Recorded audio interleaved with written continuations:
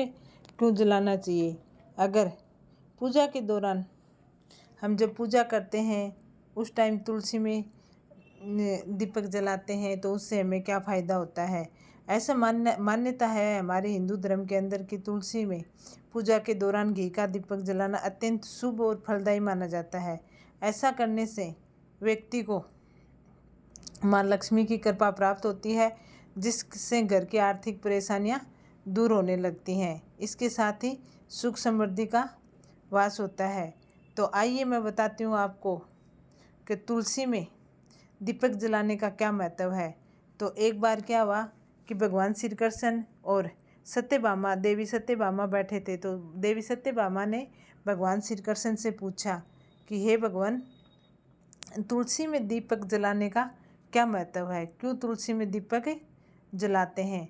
तब भगवान श्री कृष्ण ने देवी सत्यभामा को बताया था कि तुलसी में दीपक जलाने का क्या महत्व है। तो उन्होंने कहा कि ये देवी, मैं इसके लिए आपको एक कथा सुनाता हूँ, जो आप ये कथा सुनना, आपको पता चल जाएगा कि तुलसी में दीपक जलाने का क्या महत्व है।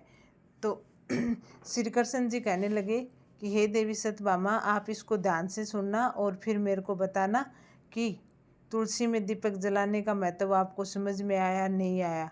तो देवी सत्यभामा ने कहा कि हाँ, आप मेरे को पूरे विस्तार से भगवान सुनाओ, मैं ये कथा को सुनना पसंद करूँगी, मैं आपकी कथा पूरी सुनूंगी, तो आप बताओ। तब श्री कृष्ण जी ने कहा कि इस कथा को ध्यान से पूरा सुनने मात्र से मनुष्य के 100 वर्षों तक का पाप धुल जाता है।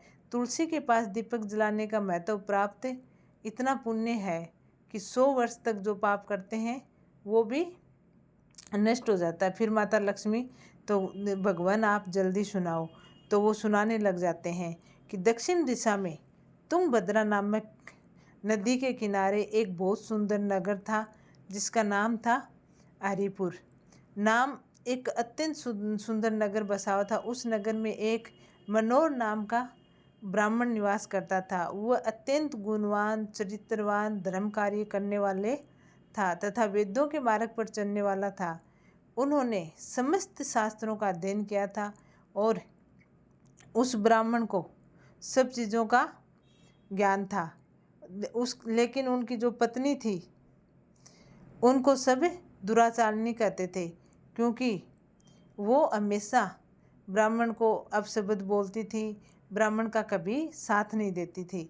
तो इसलिए उसको सब दुराचार के रूप से जानते थे, दुराचारी स्त्री के नाम से उसको जानते थे, क्योंकि जो भी ब्राह्मण के घर आता था तो वो उसका अपमान करती थी और उनको अपशब्द कह के भगा देती थी। वो अपने पति के लिए कभी भोजन नहीं बनाती थी, अपने पति के साथ कभी शयन नहीं करती थी, कभी उसके साथ प्रेम से व्यवहार नहीं करती थी। पति के मित्र परिवार के लोगों आए तो वो स्त्री उनको अपमानित करके भगा देती थी और स्वयं काम भाव से उन्मुक्त होकर नियंत्रण व्यवहारिणी स्त्रियों के साथ घूमती थी। उसका मन पति को छोड़कर प्राय पुरुषों में लगा रहता था। उसने कभी भी अपने पति से प्रेम नहीं किया था, किंतु प्राय पुरुषों के संग बैठकर बातें करना उसको बहुत अच्छा लगता था। वो सज धज कर गाँव में घूमा करती थी और वह वन में किसी वृक्ष के नीचे खड़ी रहकर सुंदर पुरुषों की राह देखा करती थी और किसी दुष्ट पुरुष को मोहित करके उसके संग भोग विलास किया करती थी। फिर एक दिन वह दुराचारणी स्त्री वन में जाकर एक वृक्ष के नीचे खड़ी हो गई। उसका चित्त काम से भरा हुआ था। वह किसी सुंदर कामी पुरुष की राह देख रही थी, किंतु बहुत समय निकलने के बाद उस स्थान पर कोई पुरुष नहीं आया। इसलिए वह अत्यंत दुखी हो गई और प्रियतम की खोज में इधर उधर देखने लगी। उस दिन उसका सारा परिश्रम व्यर्थ हो गया। वहाँ पर खड़ी होकर वह नाना प्रकार की बातें कहकर विलाप करने लगी। हाय, आज तो इस मार्ग में कोई सुंदर पुरुष नहीं आया है, तो आज तो मेरी वासना कैसे पूरी करूँगी। और जोर जोर से वो ऐसे विलाप करने लगी। उस जंगल में एक भयानक बाघ निवास करता था। उस पापिनी स्त्री की आवाज़ सुनकर वह जागा और उछलकर उस स्त्री का भक्षण करने के लिए उसके पास आ गया। उस भयंकर बाघ को देखकर उस स्त्री के पसीने छूटने लगे और वह भय से थरथर कांपने लगी। वह स्त्री कुछ कहती, इतने में उस बाघ ने उसे पंजे से घायल कर दिया और स्त्री जमीन पर गिर पड़ी। जमीन पर गिरते हुए स्त्री बोली कि तू मुझे किस लिए खाने आया है, क्यों मार रहा है, मैं यहाँ प्रियतम को खोज रही हूँ। तुझे मुझे छोड़ दो, मेरा भक्षण करके तुम्हें क्या मिलेगा। उस स्त्री की ये बात सुनकर भयानक बाघ क्षण भर के लिए रुक गया और हंसते हुए बोलने लगा, ए दुष्टा, आज विधाता ने मुझे तेरा ग्रास नियुक्त किया है। जैसे तू जैसी पापिनी स्त्रियों का मैं भक्षण करता मेरा काम है। वह स्त्री कहने लगी कि हे बाघ, तुम कौन हो, मुझे सच सच बताओ, किसके कारण बागी होने में जन्म लेना पड़ा। मैं मुझ जैसी स्त्रियों का भक्षण करके तुम्हें क्या मिलेगा। तो बाघ कहने लगा कि पापिन, मैं तो तुझे पूर्व जन्म का मेरा विस्तार सुनाता हूँ, जिस कारण मुझे बाघ बनना पड़ा। पूर्व काल में दक्षिण देश में एक नदी थी। उस नदी के तट पर एक नगरी बसी हुई थी। उस नगरी में मैं निवास करता था। मैं एक ब्राह्मण का पुत्र था और नदी के किनारे बैठकर ये कार्य किया करता था। मैं उस जन्म में अनेक पापियों के लिए ये किया करता था और उन पापियों के घर का भोजन किया करता था। मैं उनसे धन लोभ के लिए पापियों का कार्य करता था। वस्तुओं का दान जो ब्राह्मण नहीं लेते थे, मैं उनका भी दान ग्रहण करता था और दूसरों से धन लेता था, लेकिन कभी वापस नहीं करता था। इस प्रकार के पाप करते हुए मुझे साल बीत गए और मैं बूढ़ा हो गया। मेरे बाल भी सफ़ेद हो गए, आंखें भी सूज गई, मुंह के सारे दांत गिर गए, लेकिन फिर भी मैं दान लेने की आदत नहीं छूटी और मैं पाप करता रहा। एक दिन मैं धन के लोभ में नदी किनारे गया और अन्य धूर्त ब्राह्मणों के साथ मिलकर हमने लोगों को ठगा। झूठा मंत्र बोलकर हमने बिना विधि विधान किए देवी देवताओं को पूजन किया और बहुत सारा धन दान में ले लिया। फिर उसी स्थान पर एक बीमार कुत्ते ने मेरा पैर काटा और मैं मूर्छित होकर गिर गया। उसी क्षण मेरे प्राण चले गए। फिर यमदूत आए और उस स्थान पर प्रकट और मुझे पकड़कर यमपुरी ले गए। वहाँ यम राजा ने चित्रगुप्त से मेरा पूरे कर्मों का लेखा जोखा निकाला। फिर चित्रगुप्त ने कहने लगे कि हे धर्मराज, इस ब्राह्मण ने घोर पाप किया है। ये दूसरों का धन लूटता है और झूठ बोलकर भगवान का अपमान करता है, इसलिए ये पापी ब्राह्मण केवल नरक जाने के योग्य है। फिर यमराज ने अपने दूतों को आदेश देकर मुझे नरक की अग्नि में डाल दिया। अनेक वर्षों तक नरक की सजा भोगने के बाद मुझे बाघ का शरीर प्राप्त हुआ और मैं इस दुर्गम वन में निवास करने लगा। मैं अपने पूर्व जन्म के पापों को याद करके कभी महात्मा, साधु, पुरुष, सती स्त्रियों का भक्षण नहीं करता। मैं केवल पापी, दुराचारी तथा उल्टा स्त्रियों का ही भक्षण करता हूँ, ताकि मुझे पाप से मुक्ति मिल जाए। इस प्रकार से उस बाघ ने अपने पूर्व जन्म का पूरा विस्तार सुनाया और इस स्त्री को, हे पापिन, तेरे आचरण से तू उल्टा दिखाई देती है। अपने पति को छोड़कर तू इस वन में अन्य पुरुषों के साथ भोग विलास करने के लिए आई है, इसलिए आज तू मेरा ग्रास अवश्य बनेगी। इतना कहकर उस बाघ ने अपने तीक्ष्ण नाखून से उस पापी स्त्री के टुकड़े टुकड़े करके उसे खा लिया। फिर उस स्थान पर यम के दूत प्रकट हुए और पापिन स्त्री को उठाकर यमपुरी ले गए।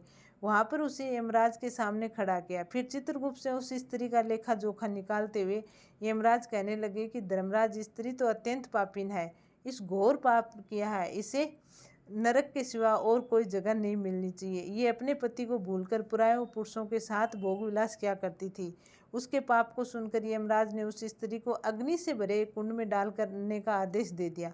अनेक वर्षों तक उस कुंड में पकाया, फिर उसे निकालकर उसे नरक में डाल दिया। इस प्रकार से उसके अनेक वर्षों तक अलग अलग नरकों में डाला और नरक में डालने के बाद वह महापापी स्त्री पुण्य पृथ्वीलोक पर आकर चंडाल के रूप में उत्पन्न हुई। चंडाल के घर में जन्म लेकर वह फिर से अनेक पाप करने लगी और पापी पुरुषों के संग व्यवहार करने लगी। कुछ समय बाद पूर्व जन्म के पापों के कारण उसे कोढ़ का रोग हो गया और वह भयानक पीड़ा सहन करने लगी। उसका अंग अंग जलने लगा, उसके नेत्रों में पीड़ा होने लगी। इस दुख को सहन करती हुई दिन बीतने लगे। फिर एक दिन वह तीर्थ में स्नान करने के उद्देश्य से अनंतपुर चली गई। वहाँ पर एक आश्रम के बाहर निवास करने लगी। वहाँ उस आश्रम में एक तुलसी का पौधा था। अन्य स्त्रियों को वहाँ पर तुलसी के पास दीपक जलाते हुए देख उस पापी स्त्री ने भी वही किया। उसने तुलसी माता के पास एक दीपक जला दिया और फिर उसी रात उसकी हृदय घात से मृत्यु हो गई और यमराज के दूत उसे लेने आए। वहाँ पर प्रकट हुए। जैसे ही यम के दूत उस पापी स्त्री को पास में बांध कर ले जाने लगे, तभी भगवान विष्णु के दो पार्षद उस स्थान पर प्रकट हुए और उन्होंने उन यमदूतों को रोक दिया। हे दूत, तुम इस स्त्री को छोड़ दो, ये स्त्री नरक जाने के योग्य नहीं है। तुम किसके आदेश से ऐसा धर्म कर रहे हो। फिर यम के दूत कहने लगे कि हमें भगवान यमदूत ने भेजा है और ये स्त्री घोर पापिन है, इसलिए हम इसे नरक में ले जाने के लिए आए हैं। तो विष्णु भगवान के पार्षदों ने कहा कि ये स्त्री तुलसी के सामने दीपक जलाया है, इस कारण इसके सभी पाप नष्ट हो गए हैं। इसलिए ये नरक जाने के योग्य नहीं है, ये स्वर्ग जाने के अधिकारी बन चुकी है। पार्षदों की बात सुनकर यमदूत ने उस स्त्री को उस स्थान पर छोड़ दिया और यमलोक लौट गए। वहाँ जाकर उन्होंने यमराज को सारा कथा बातें सुनाई। फिर भगवान विष्णु के पार्षद उस स्त्री को दिव्य विमान में बैठाकर स्वर्ग लोक ले गई। भगवान विष्णु कहते हैं कि हे देवी, तुलसी पे दीपक जलाने का मात्र से ये मनुष्य के पाप नष्ट हो जाते हैं।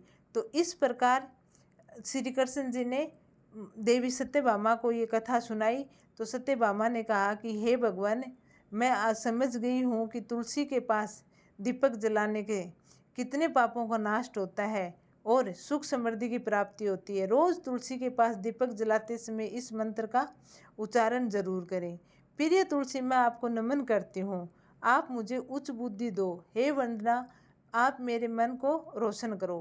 तो भगवान श्री कृष्ण ने देवी सत्यभामा से कहा कि हजारों अमृतों के घोड़ों से नहाने पर भी श्री हरि विष्णु को उनकी तृप्ति नहीं होती जितनी वे मनुष्य के द्वारा तुलसी का एक पत्ता चढ़ाने से प्राप्त करते हैं। 10,000 गोदान से मानव जो फल प्राप्त करता है, वही फल तुलसी के पत्तर के दान से पा लेता है। जो मृत्यु के समय अपने मुख में तुलसी का पत्तर का जल पा जाता है, वह संपूर्ण पापों से मुक्त होकर भगवान हरि विष्णु के धाम चला जाता है। हिंदू धर्म में तुलसी के पौधे का बहुत ही महत्व है और सबसे अधिक इसे पहले पूजा भगवान विष्णु ने की थी। भगवान विष्णु कहते हैं कि जिस प्रकार से देवी लक्ष्मी ने वैकुंठ को ऐश्वर्य प्राप्त किया, उसी प्रकार में से वैकुंठ में तुलसी के कारण ही पवित्र